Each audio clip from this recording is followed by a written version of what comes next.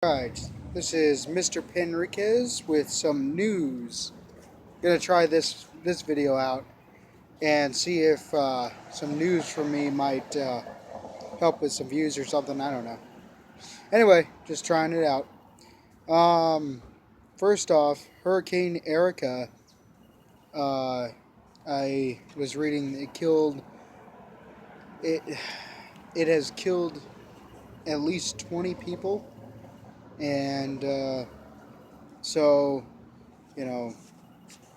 My heart goes out to all the family members of the victims, and hopefully they're in a better place.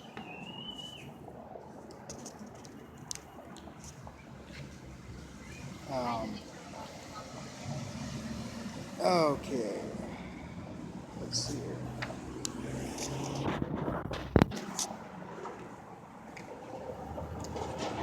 Sorry, one second. Gotta make sure. Okay, it's recording. Still.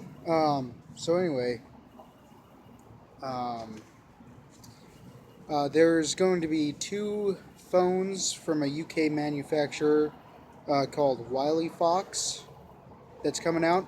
Um, the the uh, the flagship one, which is going to be called the Storm, um, is only going to be 199 pounds in the UK, which would convert to $313 in the US. But they're not planning on coming to the US, so it doesn't really matter.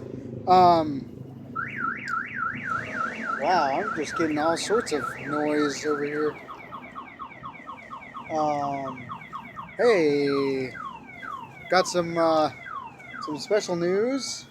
Someone has touched a vehicle that is apparently going off. So, no. Breaking news. No. So anyway, the first one, the cheaper one, which is lower end, is going to be 129 pounds or $203. It's comparable to the Moto G, where both phones will run Cyanogen OS, but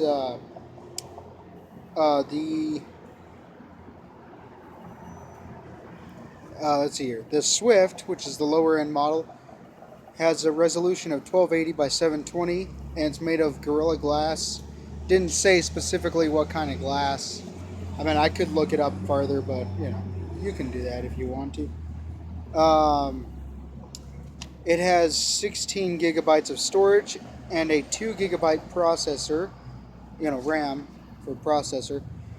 And it has a 13 megapixel rear camera and a 5 megapixel front-facing camera. So, and then the Storm has 32 gigabytes of storage with micro SD expandability up to 128 gigabytes. It has 3 gigs of RAM, and it has a 5.5 inch touchscreen display that's 1920 by 1080, a lot like the OnePlus 2. In fact, that's what they're trying to compare it to. They're trying to beat that. Well, possibly trying to beat that. Yeah. Anyway, they're Qualcomm Snapdragon powered, but the Storm is Qualcomm Snapdragon powered, I should say, at 1.5 gigahertz, and it has a 20 megapixel rear Sony camera with an 8 megapixel front facing camera.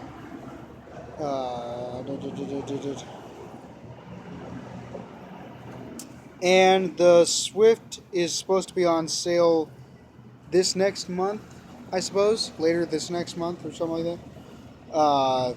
The Storm will launch in October. They will be launching most likely only in Europe, the Middle East, and Africa. So no current plans on coming to America. However, they might. It depends on, if they have people who are more interested in it. HTC is supposedly coming or going to release what might be called the HTC One A9. It has been recently kind of called the HTC Aero. Um, it's supposed to be one of the first Deca-core phones, so 10-core processor phones. Um, and it would supposedly have a MediaTek Helio X20 processor in it. Um, and it would possibly have a quad HD display of 1440 by 2560, 4 gigs of RAM, and capable of raw image with its camera, rear-facing camera. The Apple Watch is now second in global wearables uh, market according to IDC. Just 0.8 million units behind the Fitbit. So I guess Fitbit's on top. Google is fighting the European Commission in lawsuits in which the EC, or European Commission, states they are violating this. Google is violating antitrust laws by the search engine favoring its own shopping service. Also, European publishers are stating that Google is taking bits and pieces of their stories and putting them on Google News without paying the publishers. They want a quote-unquote Google tax to be put in place. So that's what's going on with Google in Europe right now, I guess.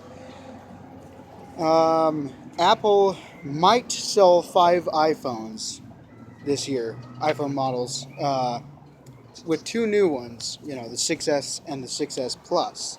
The prices for the 6S may be $649 for the 16 gig model, $749 for the 64 gigabyte one, or $849 for the 128 gigabyte one. And of course, these are unlocked. They'll be cheaper from a carrier. The 6S Plus may be $749 for the 16 gig, $849 for the 64 gig, and $949 for the 128 gigabyte one. But we'll have to wait until September 9th to find out in their event that they've already announced will be September 9th. So, there are more Final Fantasy 15 details out. If you want to go take a look at that, you can go search for that. I found that on my news, feeds and stuff. In Japan, thousands of people protested the legislation for their military deploying overseas. This change would allow the Japanese troops to fight abroad for the first time since World War II. The lower house of Japan's parliament has already passed it, but the upper house has to pass it as well. So, according to its constitution, Japan is barred from using force without provocation, or in other words, without it just basically defending itself. But they're reinterpreting the law to include allies, so defending allies, and they'd be able to go overseas.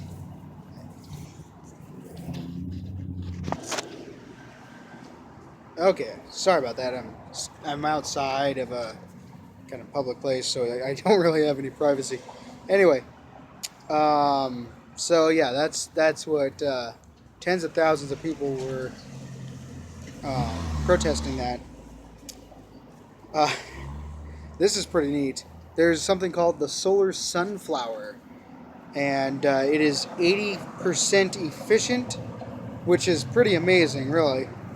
And the machine combines both photovoltaic solar power and concentrated solar thermal power in one, machine. So it'll put them both together. And it's just a bunch of smaller solar panels, just circular, and they're all together in kind of this neat array, kind of like a dish or something. It's pretty neat. But look it up on ArsTechnica.com. They've got an article for it. Dr. Oliver Sacks died at 82 today. I suppose it was today. It said Sunday. It didn't really say exactly which day, but today's Sunday, so probably then. Probably today. He died of a melanoma.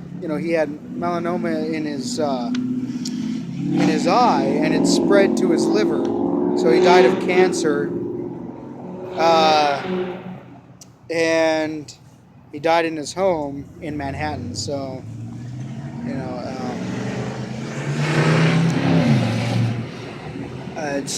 he was an author and a well-known doctor. So, all right. Be sure to like, comment, subscribe, and share, and just be yourself. Thanks.